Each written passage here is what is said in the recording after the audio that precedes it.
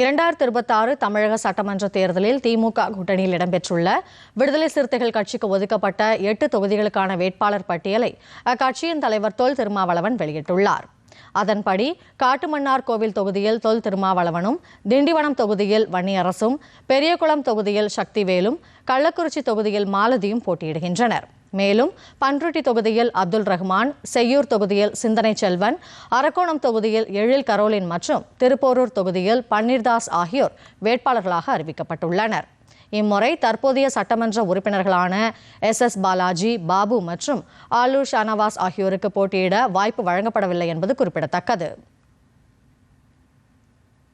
காட்டுமன்னார் கோவிலில் தொல் திருமாவளவன், பெரியகுளத்தில் சக்திவேல் என்கிற ஆற்றல் அரசு, திண்டிவனத்தில் வன்னி அரசு, அரக்கோணத்தில் வழக்குரைஞர் எழில் கரோலின், பன்ருட்டியில் அப்துல் ரஹ்மான், திருப்போரூரில் பன்னீர்தாஸ், கள்ளக்குறிச்சியில் கு மாலதி, செய்யூரில் சிந்தனை செல்வன், காட்டுமன்னார் கோவிலில் தொல் திருமாவளவன்.